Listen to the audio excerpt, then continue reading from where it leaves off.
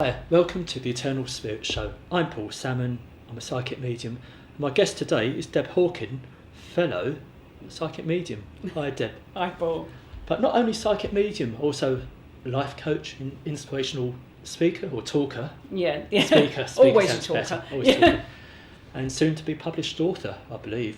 I hope so. I'm working on it. Fingers crossed. I've been working on a book for 20 years, and maybe one day I'll actually get it finished. But it's taking a better shape. I'm beginning to get more of a feeling of what the book ought to be about. I think, like a lot of people, I've tried to aim my book at the psychic and spiritual field, and actually that isn't where it belongs. I'm trying to attract people maybe who wouldn't even think about the psychic and spiritual field, and show them how useful believing that you are mind, body and spirit can be. So I've got a really funny cover for it now. Have you?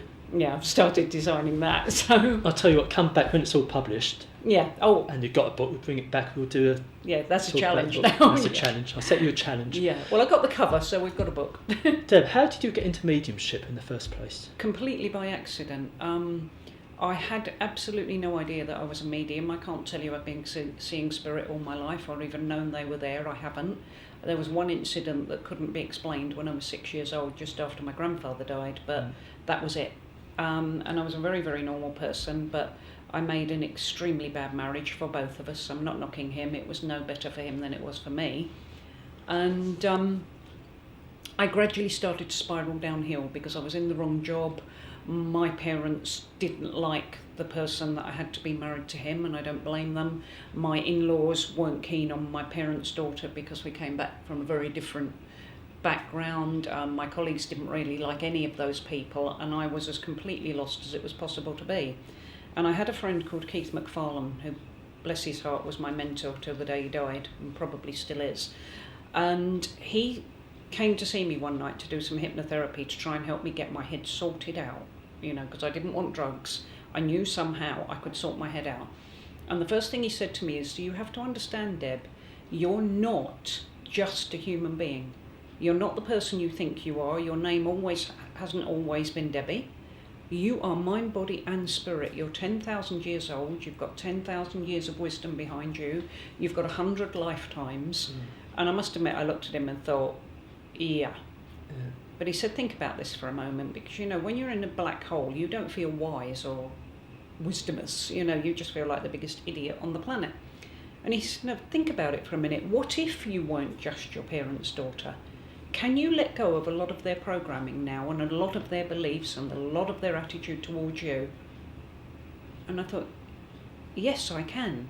And the more I worked with this over the next particularly intensive 2 years, but another 15 years before he died, I realised how powerful the thought was that any time you don't like an aspect of your personality, or you don't like being a worrier, or you don't like chasing jobs all the time, you can actually look at that and think, no, I don't need to be this person anymore. I'm spirit. I'm infinitely flexible.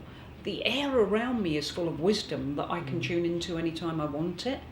I can just change, and I've found it very easy to bring about change. It's not always easy to be a different person, but you wouldn't recognise me now from the person I was at 26. So you had a life transforming event in your life then? Absolutely, and it's still transforming now. Yeah. A year ago I got on an aeroplane. And 2 years ago now, 2 years ago.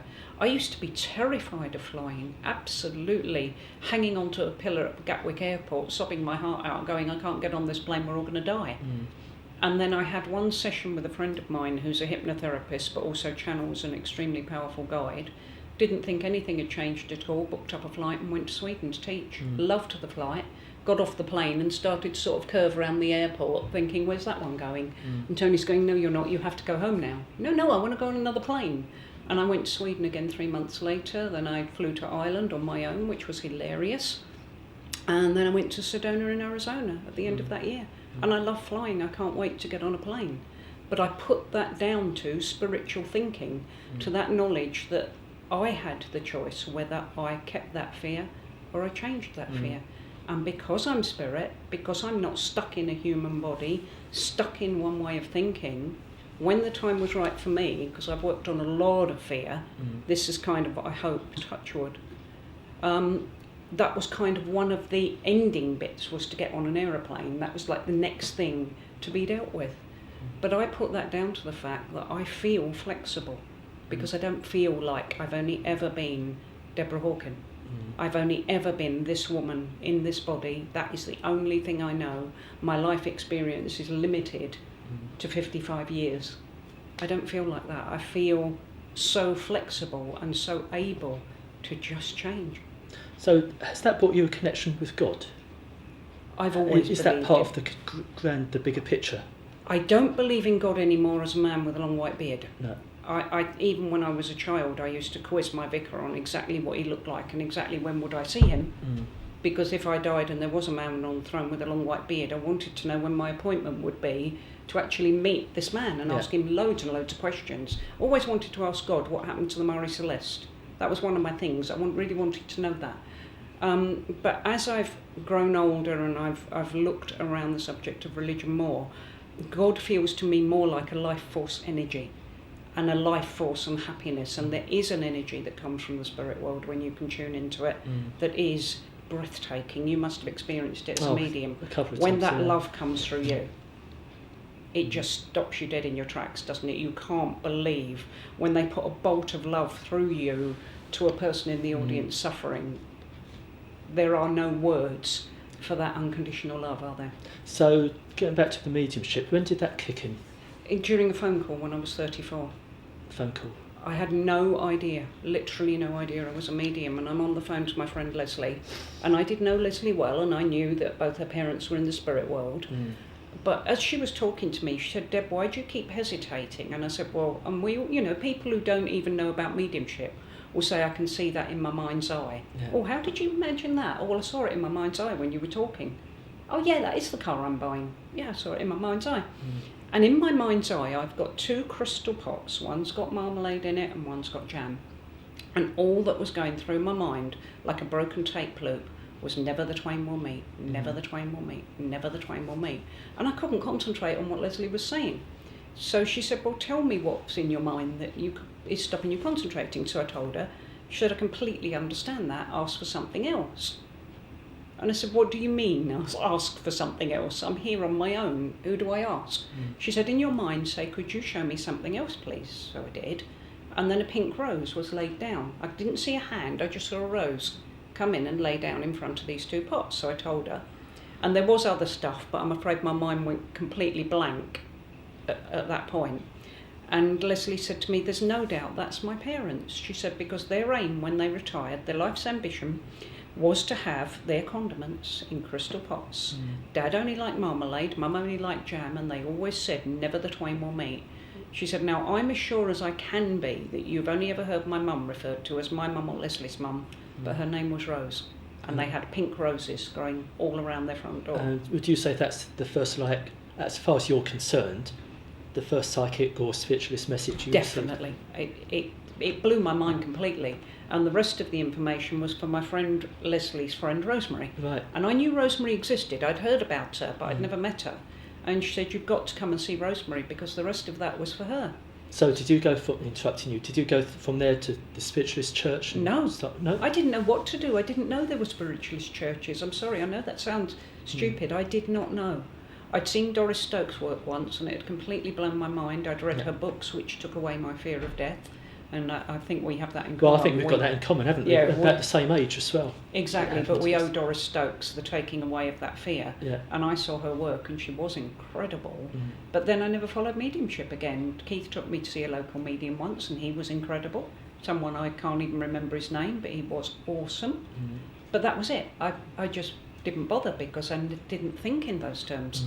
So I find myself down with Rosemary describing her ex-husband to her and telling what was rather a sad story, but it'll show you how unusual it was, how her husband insisted that he wanted puppies from their dog.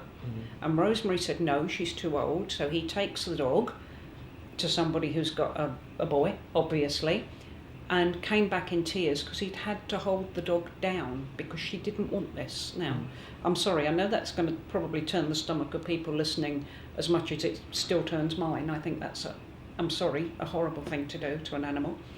But that's not something you're going to come out with out of the blue as something easy. But I got that.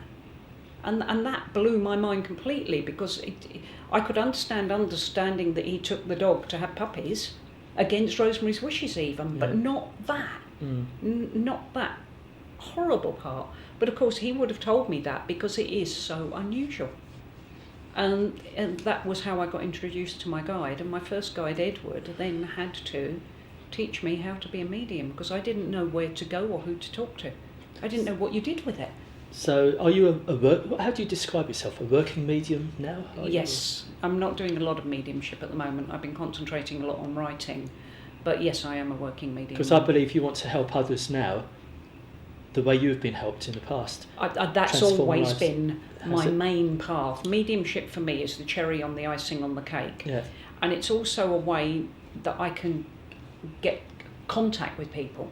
But what I find a little bit sad, and this is just a personal opinion, the spiritual field, people go to churches week after week.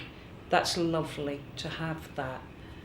But when I go and I do my inspirational speaking, what a lot of the churches mention is how I'm applying what they're doing with mediumship to real life. How I'm asking the audience to see that even if they didn't get a message, did they hear the inspiration coming through because it's useful? Did they hear the evidence? Did they think when that lady went, oh my God, no one else knew that, no one else could have? Did that not make them think, hello, I might be a skeptic, there's more going on here, there's more to life than this?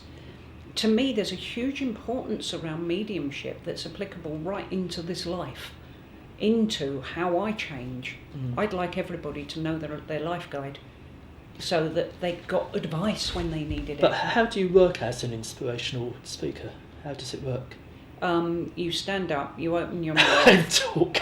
Yeah, and an hour or 2 hours later someone tells you were fabulous, and then you get out your notebook and you say, can you tell me what I said, please? So you don't have an agenda in mind, you don't get up and think, I'm going to speak on this subject or that. I can, sometimes I've got a starting point. I will have said I'm going to do the mystery of mediumship, which I take mediumship into world peace. I can actually, through that talk, point out why we're very useful going towards world peace. But then I'll switch out, and a friend of mine's seen the mystery of mediumship 8 times, and I say to her, you're not coming again? And she said, yeah, because it won't be the same. Is that a title of your... That's one of them, the mystery of mediumship. The other one is the title of the book, Who Am I, Where Am I, What Is This Place? Yeah. You know, I've got £86,400 is another one of my talks. Your Right to Happiness, because that's what it's all about ultimately, is helping people to be happy and helping them to believe there are an infinite number of ways and an infinite number of tools, and if something doesn't work, drop it, find something else. So you go out speaking in public or at churches or centres.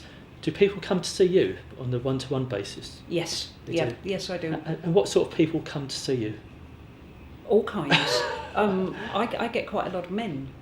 Because apparently, according to my birth chart, I'm a masculine energy, and I think I blend well with men because I'm not fluffy, you know, but I get all kinds of people. But I do find that a lot of clients have hit this is what Who Am I, Where Am I, What Is This Place is about, is when you get to that point where you think this cannot be it. You know, surely I wasn't born to go to school, go to college, get a job, have a few romances, get more jobs, get married, have some holidays, have some houses, retire and then die. You know, that can't be. There's got to be something. There's got to be more than this wretched job and chasing money or coming home at the weekends and decorating the house. A lot of people hit a point they want a life. So you're a life coach, if you like? Yes, I'm very much a spiritual life coach. Spiritual life coach. I had to give up doing my first sessions free because the psychic side, as you will know, helps you to understand people very quickly and to feel what they're feeling. And I found that's speeded up the coaching a lot from what I've heard that other people do. I obviously don't know. I've not seen a coach myself, but I've only got the word of what the people who like me say to me. But of course they like me. But I do feel that the actual psychic side, and talking to other psychic life coaches, they all feel the work is faster. And of course that's the thing. You know, I wouldn't consider myself to be a successful coach if you came and said to me, Or said to someone, I've got to recommend Deb Hawken. I've been seeing her for 3 years now and it's marvellous. If I was looking for a life coach, I'd think 3 years, something's not happening. If I'm looking for a life coach, I want someone to say, I saw them 3 times and I really felt back on my feet. Because we haven't got unlimited money. And often the people who really need help are not your multimillionaires. They know what they're doing. It's people like you and I with limited resources. But how does it work? If I came to see you, do I just begin talking and tell you my problems? Absolutely. You just tell me why you're there, because of course life coaching is very different from psychic work. If someone came to us for a psychic reading, we would say, don't talk, don't say a word, just let me get the cards out or let me tune into you and let me tell you what I'm getting. But life coaching, yes, you just say what brought you here, why do you feel you've come, and gradually you'll hear the questions you've got to ask people. You know, so stop for a minute, you've just been talking about your relationship as if you're very happy, but in the other breath you're telling me you're thinking of leaving, so can we just talk about this confusion a bit? And I don't often find people really do need to end a relationship. What they need to do is go back and communicate with their partner and get things changing. They don't realise that any long-term relationship is going to go into the doldrums every so often. Do you get people coming with marriage problems, maybe not the physical pain so much, but emotional, depression? It sounds a little bit blasé, but it's normally I have hit a brick wall. Nothing's working for me, nothing feels right, I hate my weight, my hair, my job. I don't hate my partner, but we've lost relativity with each other. He works, I work, the kids need us, the house wants cleaning, no romance is left anymore. Everything else is piled in on top of us. You know, I've got friends that are turning their back on me or stabbing me in the back. I've found out that one person said this to someone else, and it seems as if people just go smack into a brick wall and fall backwards and go, I don't know what to do. You know, and one of my clients has gone from being in the legal profession to being a swimming instructor who hopefully, please God, will be helping to coach the team for the Rio Olympics. There is an opportunity where she's working that she could go that far. And but she found that by being listened to. I know I talk a lot on things like this, but listening, hearing, but then trying to come up with action. You know, life doesn't change by talking. You can talk till the cows come home, but you've got to find out what that person wants to do, where they want to start. And it's often when you work with them, it isn't where they thought they wanted to start. But let's talk about Deb Hawken. Where does Deb want to be? Where do you want to be in a couple of years' time? Helping people, and as many people as possible. I'm personally more comfortable with having 100 people in a room at £10 than one person in a room a lot more. I'd love to walk in and offer and go. I think sometimes when you want to come and see a psychic and a medium, who are you seeing? If you want to see a life coach, who are you seeing? If I can get out in front of big audiences, then people can know whether they would like to come and see me or not, whether they would like help from me. But I've also found that sometimes you'll go to a whole evening and somebody will say one sentence, not even a medium, a chat at an evening meal, and someone will say one thing and your life just changed. Yeah, sure.